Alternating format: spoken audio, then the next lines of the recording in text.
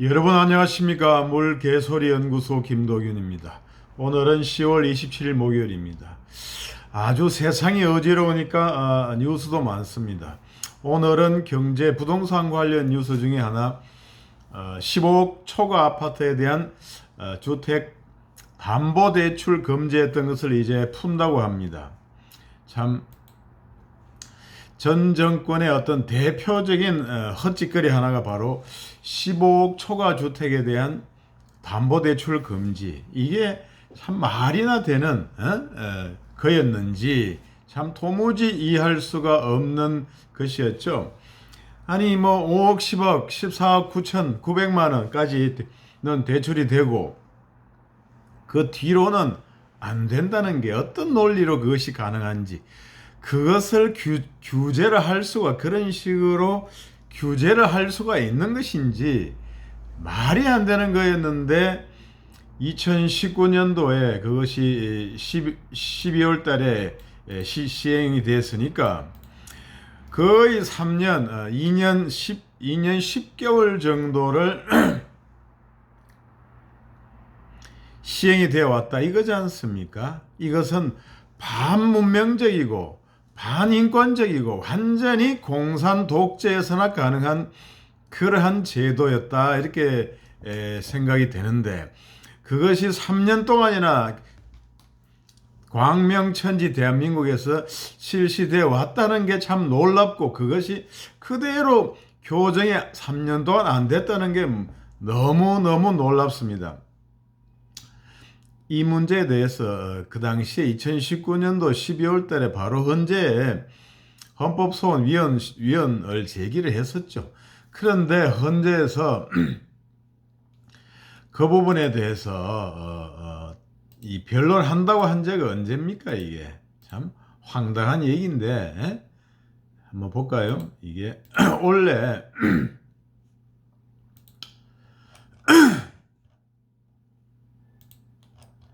그 15억 초과 아파트 주택담보대출금지위헌 문제에 대해서 헌법에 헌재에서 공개 변론을 한다고 한 게 이게 올해 6월 달입니다. 6월 달.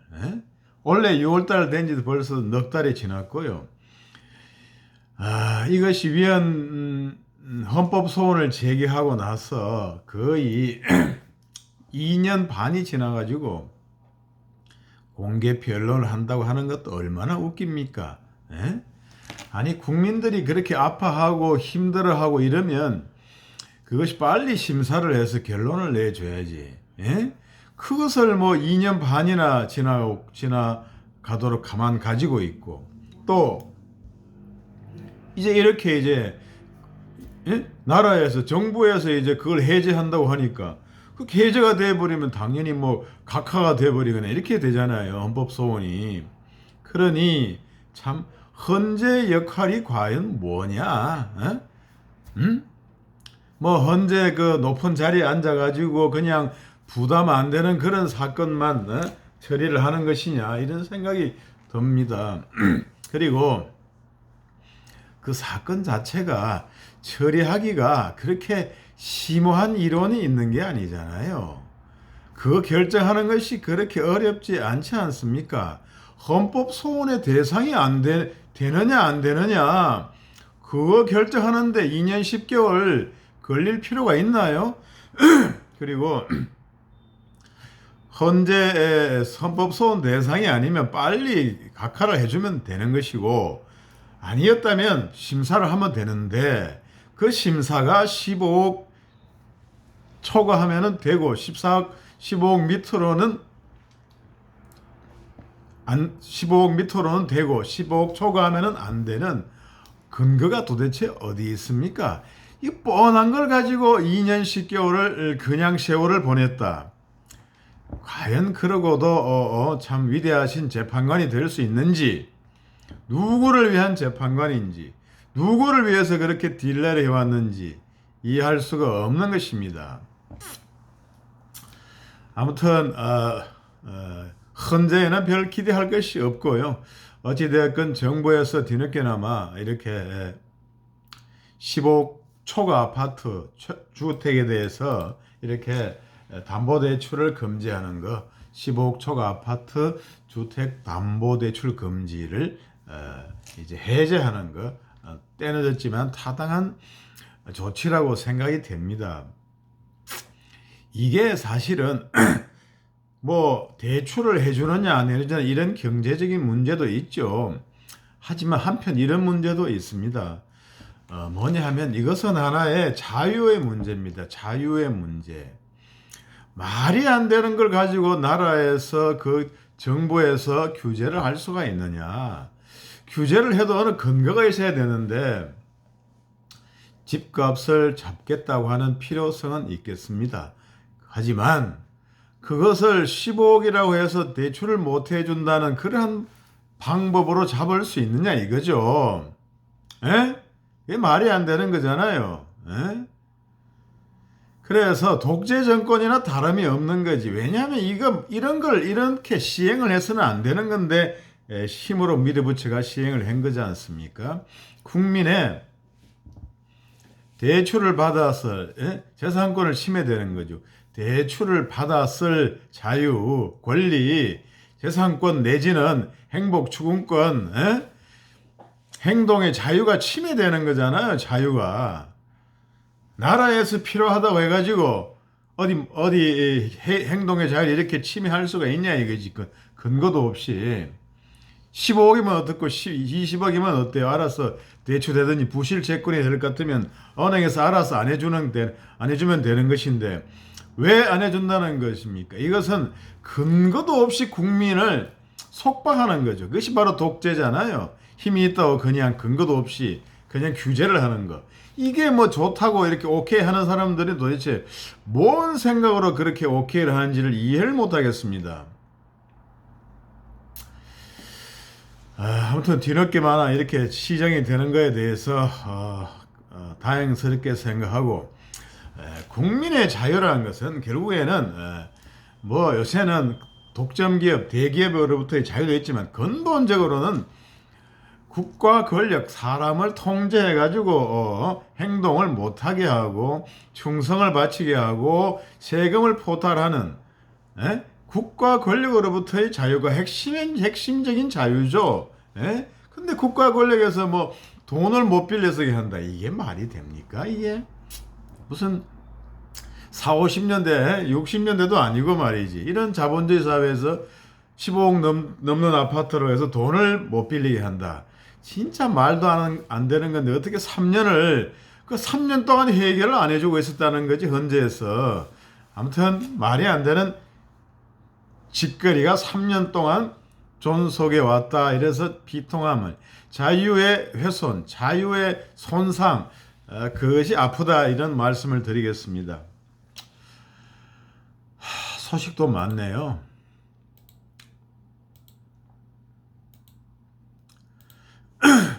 또 한 가지 다른 거 하나 보겠습니다. 정치 뉴스죠. 뭐 참 요새 민주당하고 이재명 대표 참 말이 많습니다. 그 정진석 비대위원장이 한 게 있죠. 도대체 원하는 게 뭐냐?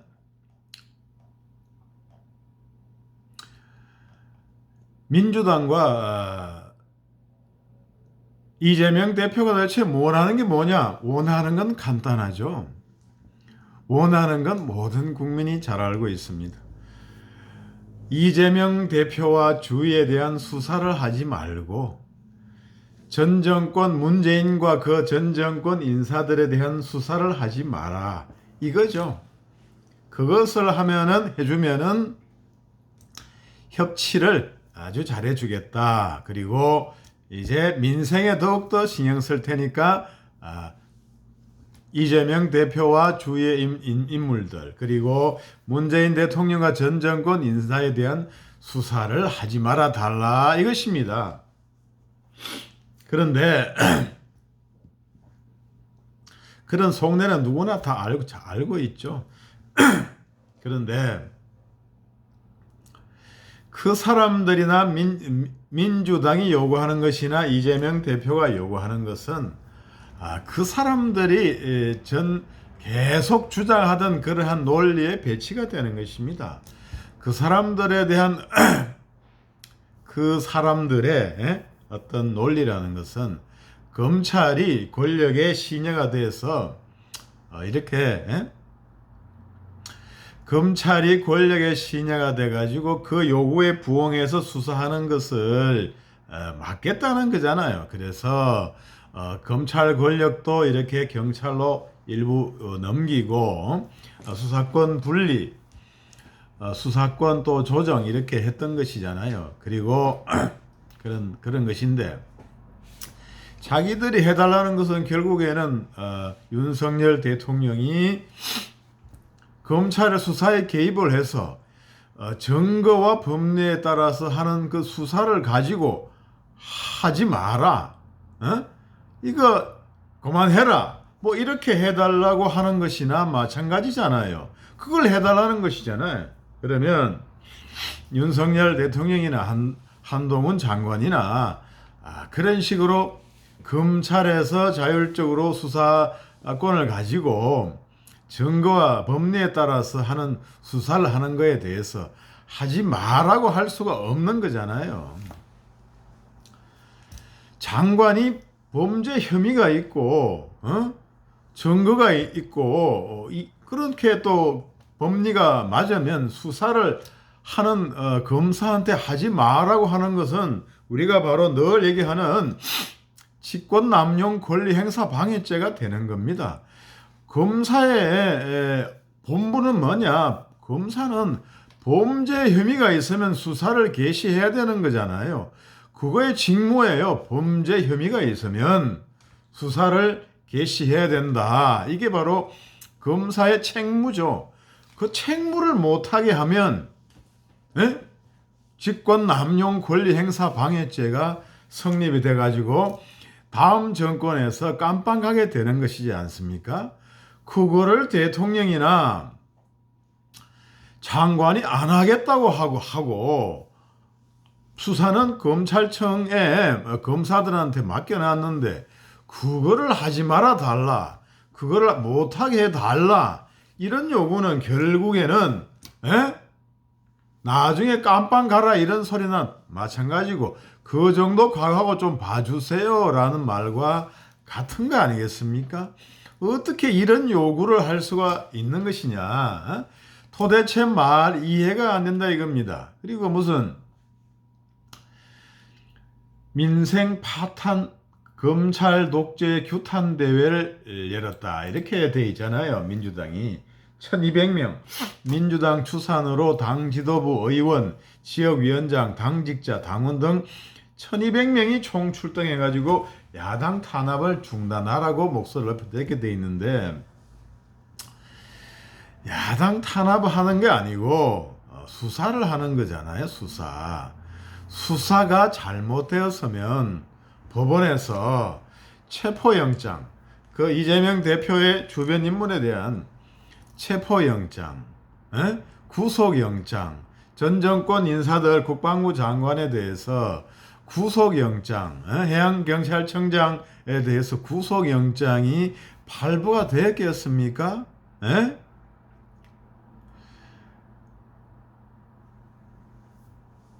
그 생각을 해보세요. 발부가 되었겠어요?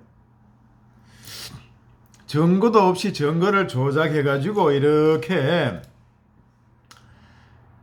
영장을 청구하면 그게 발부가 되겠습니까? 세상 이런 뇌물 사건이나 이런 것들은 말로만 가지고는 되지를 않죠. 여러 가지 다른 간접 사실에 대한 객관적인 증거들이 보강이 돼서 하는 거지 말로만 가지고 되는 게 아닙니다.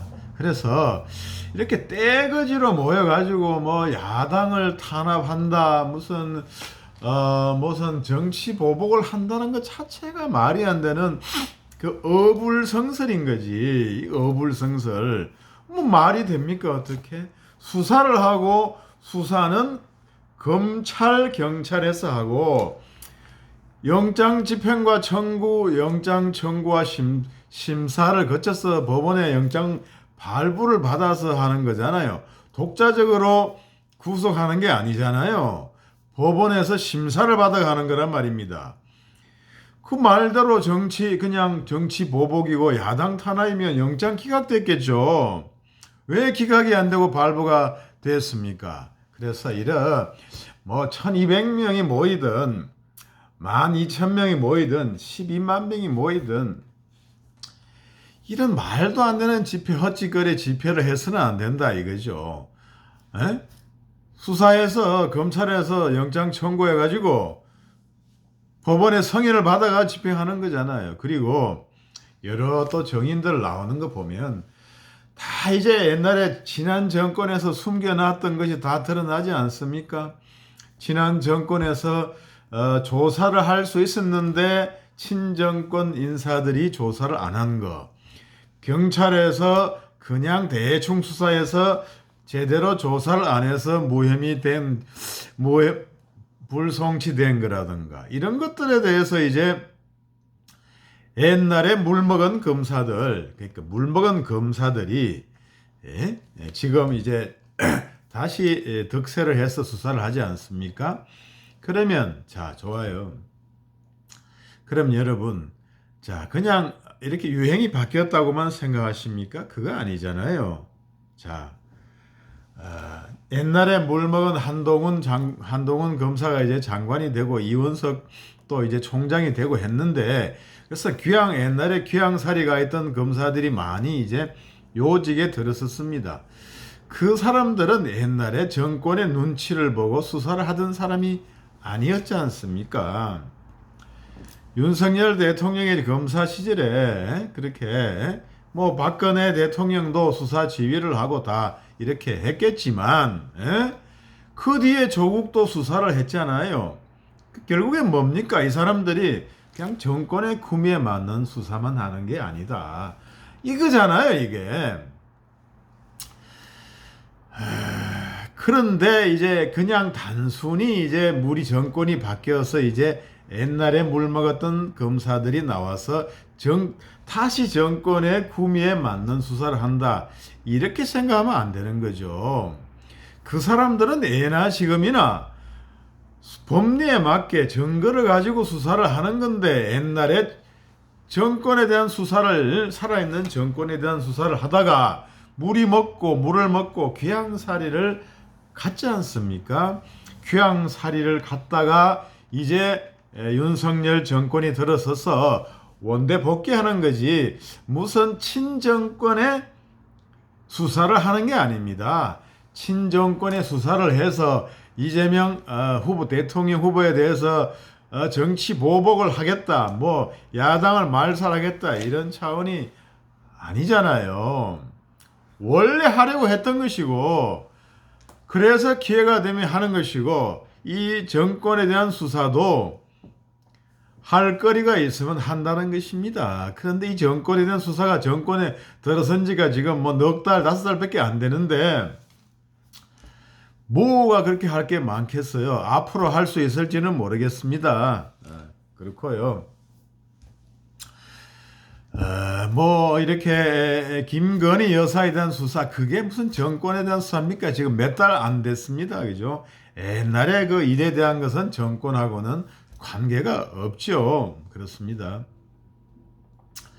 어찌되었든 결국엔 이렇게 이재명 대표의 주변 인물들에 대한 구속 그리고 수사 그리고 문 정권 인사들에 대한 수사 이런 것들을 하는 가지고 무슨 야당 탄압을 한다 이래 가지고 이렇게 하는 것은 결국에는 이재명 대표가 국회의원이 되고 당 대표가 되면서 하려고 했던 거잖아요. 결국에는 방탄복을 입고 그 다음에 당 대표가 돼서 나의 문제를 전부 큰 당의 문제로 이렇게 만들어 가고 가서 크게 이렇게 싸우겠다, 끝까지 싸우겠다 그렇게 생각을 하고 했던 그거 아닙니까? 그게 다 국민들은 그렇게 생각하고 있지 않습니까? 그걸 하는 건데 근데 그게 타당하냐? 참 어이가 없다 이런 생각이 들고요. 어떤 잘못이 있으면 수사를 받을 수밖에 없는 것이고, 그것이 야당 인사에 대한 거면 야당이 타격을 받는 것이고, 여권 인사면은 여당이 타격을 받는 것이지, 누가 타격을 받는다고 해서 여권을 탄압하고 야권을 탄압한다, 이런 것은 너무나 정략적인 주장이고 세상을 혼란하게 만드는 그러한 주장이다, 이런 생각이 듭니다. 아무튼 헛소리는 좀 하지 않았으면 좋겠다, 이런 것이죠.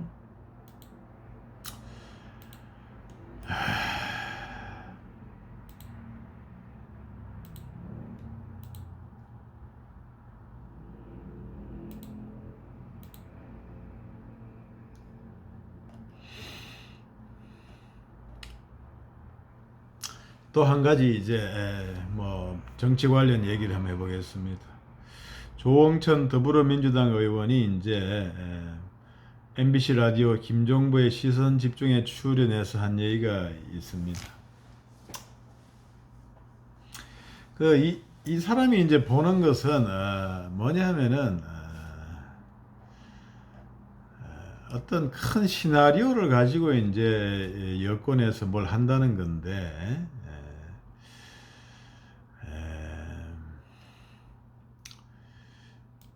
국정 지지율 원복 동력을 발굴 못해서 야당을 흠집내기 위한 것이다, 뭐 이런 얘기를 하는데, 지금 이 정부에서 국정 수행 지지율을 다시 원복시킬 만한 그런 자체 동력을 발굴하지 못하고 있어 상대적으로 용이한 민주당 야당 흠집내기로 노리는 것 같다는 느낌을 받았다, 이렇게 얘기를 했습니다. 이게 전부 이제 구시대 자기들 옛날에 하던 대로 이제 남을 내 기준으로 평가하는 거죠. 옛날에 문 정권에 그렇게 했는지 모르겠습니다만은 그런 식으로 했길래 모든 것을 이제 수사도 정치적인 관점에서 본다, 이겁니다. 뭐 이렇게 대통령이나 장관이 수사에 개별 수사 지혜를 않고 관여를 안 하겠다고 하는데, 자꾸 그런 식으로 뭐 야당에 대한 전략 차원에서 지지율 원상 회복시킬 동력 발굴하는 차원에서 야당을 흠집내는 차원에서 수사를 한다, 이런 생각을 가지고 있는 거잖아요. 이게 전부 자기들이 옛날에 하던 그러한 방식이 아니냐.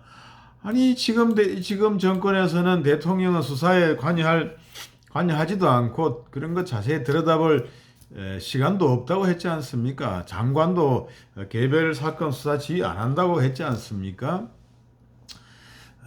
그런데 증거도 없이 그냥 그렇게 한다, 큰 그림을 그려가지고 수사를 하고 기획을 하고 조작을 해가지고 정치계의 개편을 가져온다, 이게 너무 구시대적인 그러한 얘기다, 이렇게 생각이 되고요. 이러한 생각을 버리고 죄가 있으니까 동물적인 검사들이 수사를 하는 것이고, 그것이 야당 인사니까 타격을 받는 거지요, 야권이. 예? 그렇게 생각하면 쉽지 않습니까? 아무 죄가 없는데 이렇게 수사를 당해가지고 구속이 됐어요.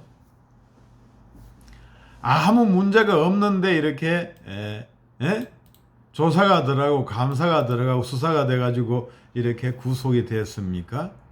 구속이 되면 이 야당 탄압이고 큰 그림 그리는 거예요. 이게 너무 정치적으로 세상을 바라보는 그러한 것이다, 이것이죠. 너무 자기 안경, 자기 색깔로만 세상을 바라본다, 그런 것입니다. 너무나 한심한 주장이라 아전 인수격인 한심한 주장이라고 아니할 수 없습니다. 국민들이 이런 식의 어떤 음모론이랄까요, 큰 그림을 검찰하고 같이 그린다, 이런 거는 말이 안 되는 얘기다, 이런 말씀을 드립니다. 이제 시대가 달라졌고 청와대에서 또 장관이 이렇게 수사를 개별 사건을 지휘 감독한다 이런 시대가 아니고요. 그렇게 지휘 감독을 하고 뭐 조작 수사를 해서 이 법원에서 통과가 되겠습니까? 유죄가 되고 구속영장이 발부가 되고 유죄 판결을 받을 수가 있겠습니까? 그런 시대가 아닙니다. 이제 의원들도 이제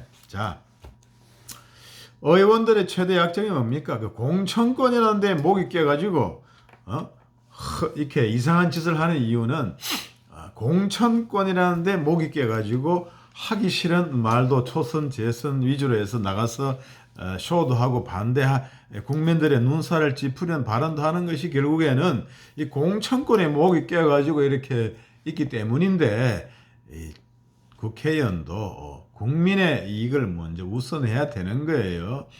이상한 소리에서 나라를 혼란시키고 국민을 혼란시키면 그것이 안 되는 것이죠. 이렇게 해서 공천 제도도 바꿔야 된다.